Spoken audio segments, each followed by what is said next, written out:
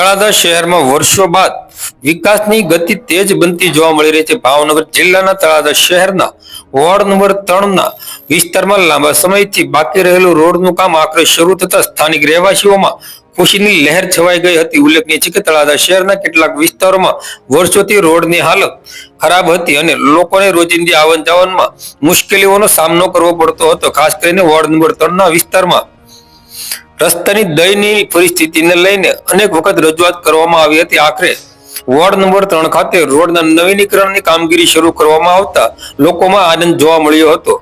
ગઈકાલે તારીખ 9 જાન્યુઆરી 2024 સાંજના 4 કલાકે આ રોડનું ખાતમુહૂર્ત કરવામાં આવ્યું હતું। આ પ્રસંગે સ્થાનિક આગેવાનો તથા જનપ્રતિનિધિઓનું ફૂલહારથી સન્માનિત કરવામાં આવ્યા હતા। લોકોએ આશા વ્યક્ત કરી હતી કે આ રોડનું કામ સમયસર પૂર્ણ થાય જેથી વર્ષોથી ચાલતી સમસ્યાનો અંત આવી શકે।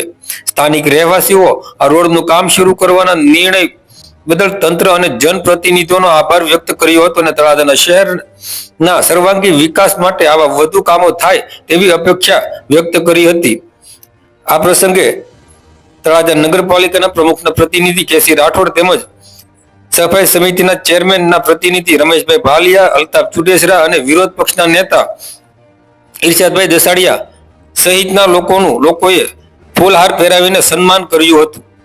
અમે ખાસ કરીને સન્માન તો એ માટે કર્યું છે કે અમારે આ જે વોર્ડ છે ને ત્યાં ઓછાના અમે 20 વર્ષથી આ વોર્ડ છે અને ત્યાં અમને હજી સુધીમાં કોઈ દિવસ રસ્તા બનાવી નહોતા દીધા અને આ બોડી આવી તો એણે ભાજપ કોંગ્રેસ મૂકીને જે એક ગામને એક થાય અને ગામનું સારું થાય એવો વિકાસ માટે જે કામ કર્યું અને અમારી સામે કોઈ નહોતું જોતું અને આ રસ્તો જે અમને નહોતા બનાવી દેતા એ માટે આ બનાવી દીધો, અત્યારે કામ ચાલુ છે એ માટે અમે એનું સન્માન કર્યું છે।